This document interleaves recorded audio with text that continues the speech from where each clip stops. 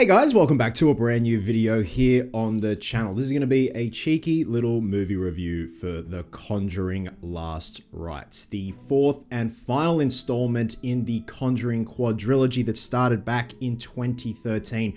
It's crazy to think that this series, obviously amongst the Nun films, the Annabelle films, but to me the Conjuring films have always been kind of the rock, you know, the umbrella, and then those films lay underneath. But it's crazy to think that it's been 12 years since the first film. It's been a wild ride and a half, and there's a lot of pressure riding on this particular film. Again, this is closing out the adventures of Ed and Lorraine Warren, a demonologist and a psychic couple, played by Patrick Wilson and Vera Farmiga. And I hope I'm pronouncing that correctly and not butchering it too much. So this comes after The Conjuring, The Devil Made Me Do It. And I had a refresher the other night. I hadn't seen it in quite some time. And I know it came out in 2021.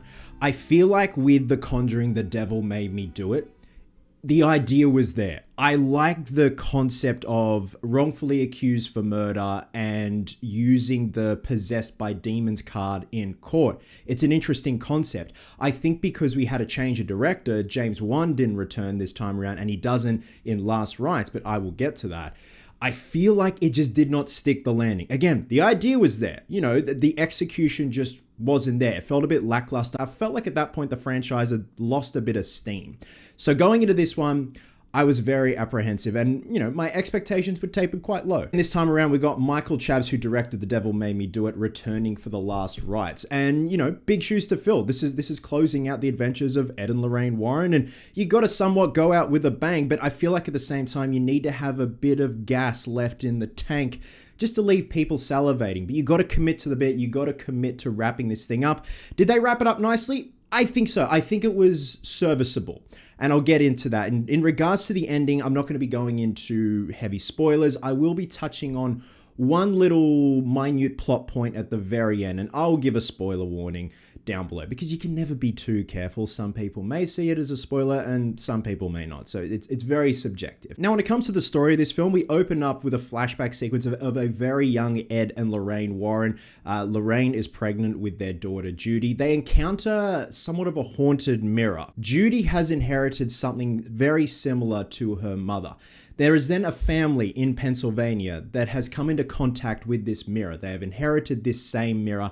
That then brings Judy and her parents, Ed and Lorraine, with them being reunited with this mirror, and the inhabitants inside the mirror, and also the family being haunted in their house in Pennsylvania by this mirror. And at this point, this takes place in 1986. Devil Made Me Do It takes place in 1981. We still see Ed having heart problems. He's still dealing with the repercussions of his heart attack from The Devil Made Me Do It. So himself and Lorraine have somewhat stepped back from taking on cases. They're trying to live a quiet life, a relaxed life. Judy has a boyfriend now, so there's that. So, you know, you got Ed and Lorraine just trying to live the normal suburban life, and then all this shit goes awry in Pennsylvania with this one particular family, and it's up to them to stop it. So going back to my statement of, for me, this was a serviceable ending. It's like that scene in The Simpsons. Here, I'll just play the clip.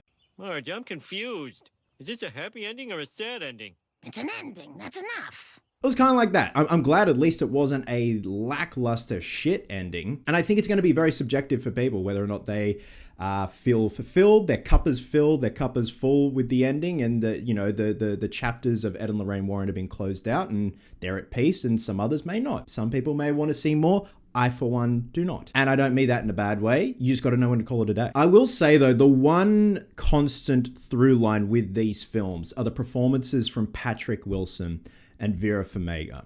They absolutely bring so much heart, gravitas.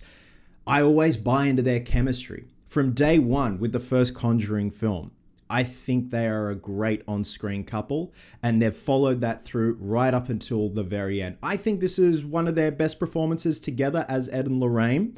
You know, I still think the first Conjuring is the best out of the four. I love the second one. The third one, for me, is definitely where it lost a lot of steam. And obviously going into this, I had a lot of reservations and concerns, being the same director of Devil Made Me Do It. I think one of the biggest gripes I have with this film, this is a very, very slow burn of a film.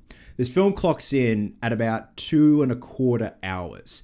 And you have the build up and the setup of Ed and Lorraine Warren living the quiet life, living the quiet suburban life. They're having people over for barbecues and, Ed showing everyone his den with all their haunted relics. And it's kind of just like they're at peace. They're no longer taking on big cases. And then we cut to the Smurl family in Pennsylvania who are being haunted by this particular mirror. And it sets up the things that are happening to the family, each individual family members getting picked on one by these entities. And obviously it's that cliche of the father doesn't believe it until he gets possessed and he's like, yeah, we should probably do something. But it's weird. It felt like two separate films for the first and second act. And I didn't mind seeing what Ed and Lorraine are up to in their quiet life. And I didn't mind seeing the Smurls in what was like an anthology spin-off of The Conjuring where Ed and Lorraine Warren don't really show up until the end. And it's more than halfway through the film before Ed and Lorraine take on the case of the Smurl family in Pennsylvania. And it's actually because of their daughter Judy, when she's drawn back, that they think, oh, fuck it, okay, we'll do it for our daughter, but also this is pretty serious. And this is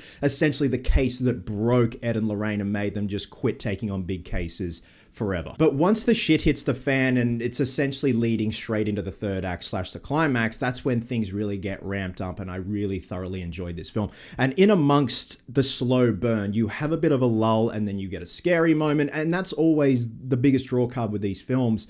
The subtle scares, those subtle faces in the corner that you don't realize until the last minute before it jumps out at you and the music dims and everything goes quiet. And it definitely at this point is a rinse and repeat formula, but I'm still a sucker for it. I'm a whore for a good subtle jump scare. Again, something like a face in the corner, something that's out of focus in the background that you don't pick up until the last minute. And yeah, I definitely feel it is getting a bit tired, but I still love getting a good scare. And there are those lull moments, like I said, and then it picks back up with a good scare, and that's when you see the build up and the tension with the Smurl family, and then obviously Ed and Lorraine getting back to work. Being set in 1986, the production design is absolutely beautiful. I'm a sucker for period pieces in the 80s. I got a lot of Stranger Things vibes, probably because of the 80s setting, and I know The Devil Made Me Do It was set in 81, but 86 just feels more Stranger Things. The climax also reminds me a lot of Poltergeist. I won't go into the specifics of what particular part, but some people may pick up on the reference and you think, oh wow, that's very reminiscent of Poltergeist. Now, I did say I would touch on one just little plot point where it comes to the end and wrapping things up. So I'm just going to put a spoiler alert up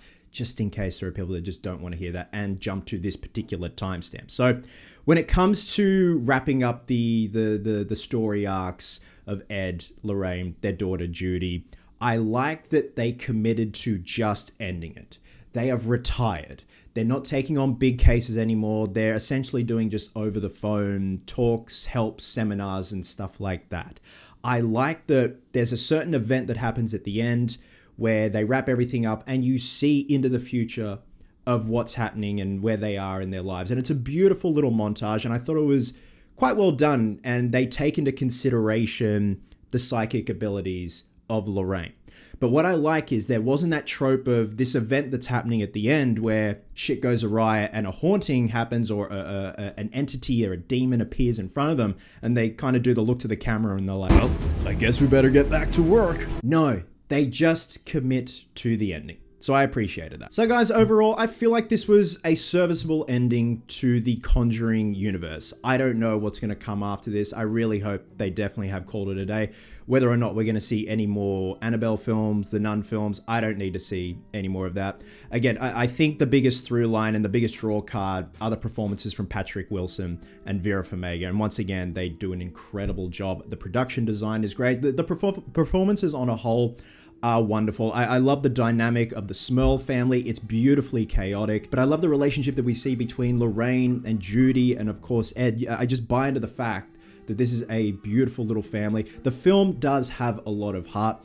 I just feel like the climax was possibly a little too rushed considering, you know, it's been 12 years since the first Conjuring. I feel like there'd be a bit more of a build up, and it is a very slow burn. Some people are going to love the slow burn aspect where we just jump back and forth between Ed and Lorraine living the suburban life and then the Smurls getting haunted. It is quite the contrast, but when they do come together, shit does definitely hit the fan. I just wanted to see a bit more meat on the bone. And I was umming and I was going back and forth on my rating. Do I do 3? Do I do 3.5? So I'm just going to be doing something a little bit cheeky and giving The Conjuring Last Rites 3.25 James Wands out of 5. So guys, with that being said, once you have seen The Conjuring Last Rites, Drop a comment below and let me know your thoughts. Are you at peace with the franchise? Do you want to see more? Are you happy with the way they wrap things up for Ed and Lorraine Warren? Love you guts, and I'll catch you in the next one.